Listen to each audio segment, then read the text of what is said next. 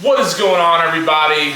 It's your boy John, and welcome back to Gearbox.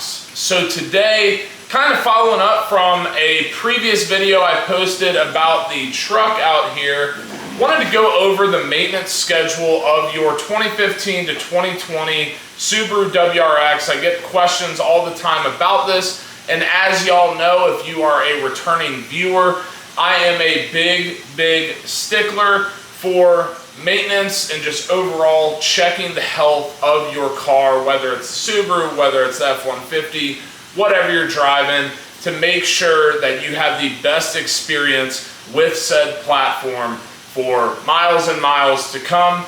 So without further ado, let's go ahead and get right into the 5,000 mile marker. So for the 5,000 mile marker, really the big thing we're talking about here is going to be your oil changes, as with most maintenance schedules of most vehicles, right? Now some of you might say, well, 5,000 miles, well, I'm told I can go 7,500, or I need to get it changed every 3,500 miles.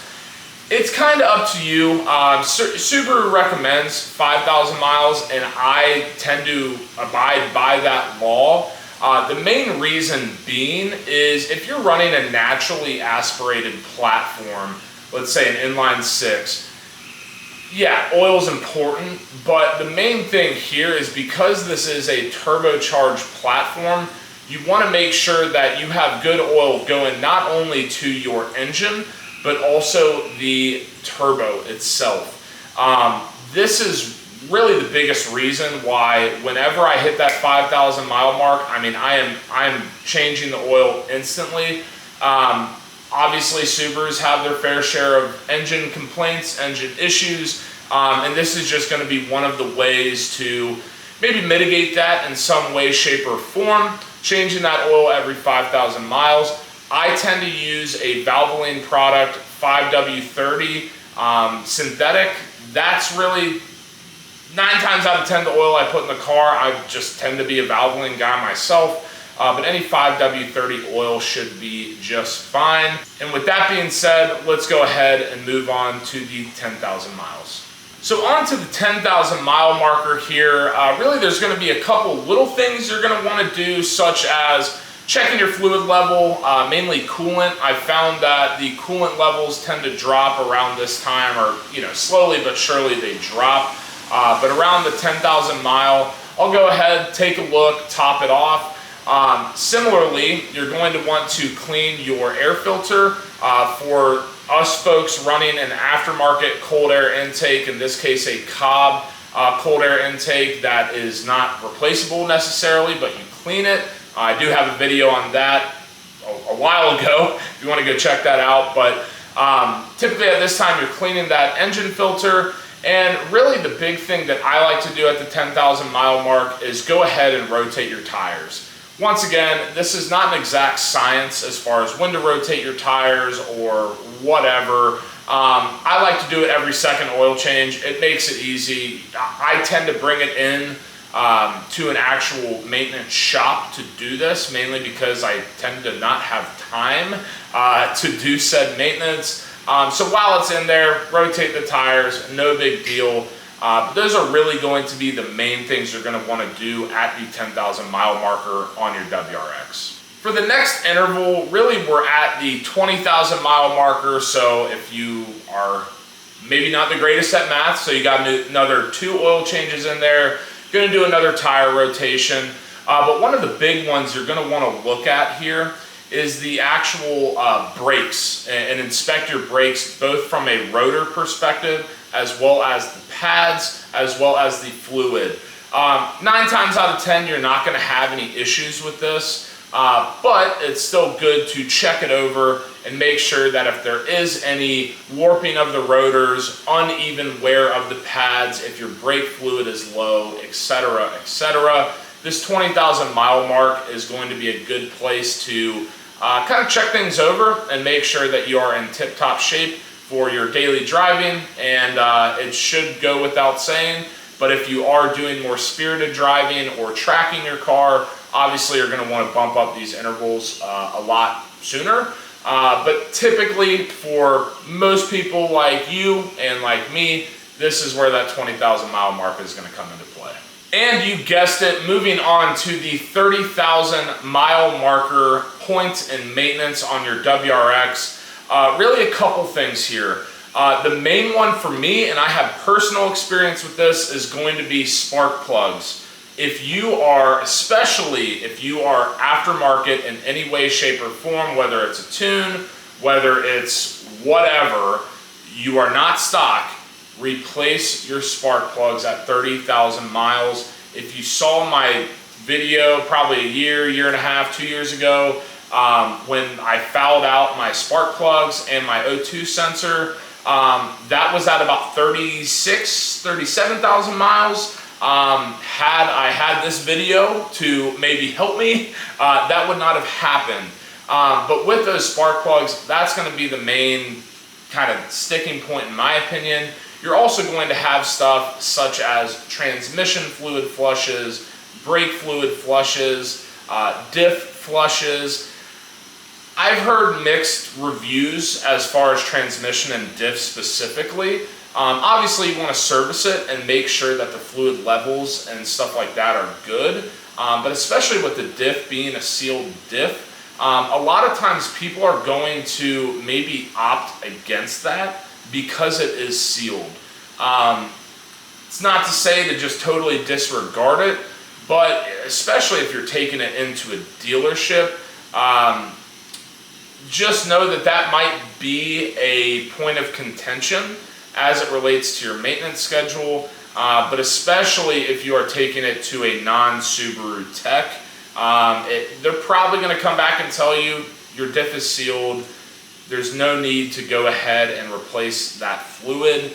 But either way, as with anything else at any other intervals, at the 30,000 mile mark, it's still a good thing to just go ahead and check, make sure everything looks good, and if you need to, / if you are recommended to do those flushes or whatever, service that particular part of your car, that's probably the time you're going to do it, is at that 30,000 mile mark. And now for essentially the last interval of service, Subaru labels it as a 60 to 120,000 mile mark. Obviously you're doing your oil changes, you're doing your tire rotations, whatever. But really at this interval, 60 to 100,000 miles, this is typically when things begin to break, assuming that your motor has made it that far. We're at 74,000 as we speak right now.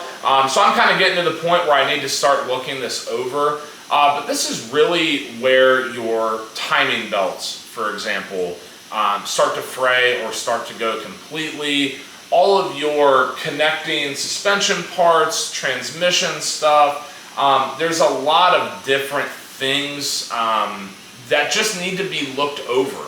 You have to think, if you, especially from the mechanical pieces on the car, if you really haven't taken a look at those over, let's call it 100,000 miles, now's probably a good excuse for you to pop the hood, put it up on jack stands, whatever, and just look it over. I'm not saying you have to tear your car apart, but at least have an idea, take a mental picture to say, all right, I did a coolant flush at 50,000 miles. Well, now I've probably got another 50,000 to go.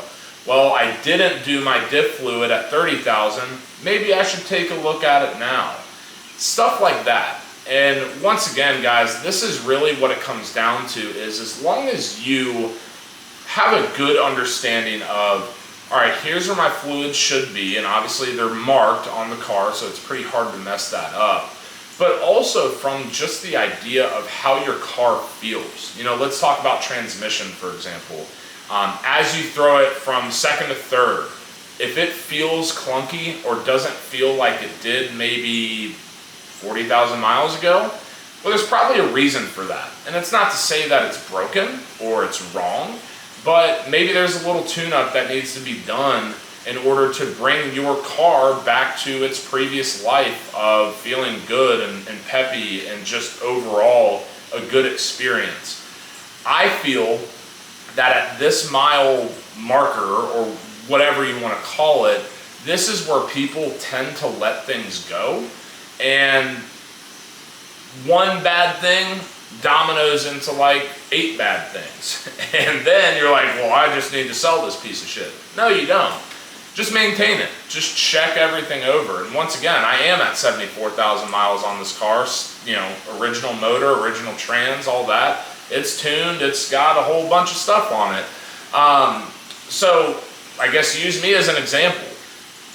Make maintenance a priority for you, and you know, good things will happen. Now, obviously, if you're dogging on your car, or you're rallying, you know, racing, whatever, these things can break prematurely. They can wear prematurely. For example, your clutch. These are all certain things that, you know, if you're driving it normal, these are, you know, your recommended specs on when to look at them. But if you are doing spirited driving, take a look earlier, take a look more often. But either way, you know, it's something that if you are, great example of this. If you recall back to one of my previous videos, probably a couple months ago, when I got the air suspension put on this car, this front right corner, front passenger corner, whenever I'd go full lock, I would hear just this horrible knock, and I didn't really know what was going on. So after taking that damn wheel off, what felt like 1,000 times over, I found that one of the locking collars on the strut was loose. Well, okay, that's fine. It's not fine, I'm glad we found it, but as I was in there, and as I showed in the video, you know, we started looking at the bushings, we started looking at the tie rods, we started looking at the lower control arms, we started looking at everything because you're already down there. If you've already been through the hassle of taking the wheel off, jacking it up, taking the wheel off, putting it on jack stands, doing this, doing that, you might as well look everything over. And me, having OCD, and especially around the maintenance stuff, I went ahead and did all 4 corners. And I'm not saying that you have to do that verbatim, but it's just something where if you are, let's say you're installing a short throw shifter, and you are under the car, I mean, you are smack dab in the middle of the car, go ahead and just check things out.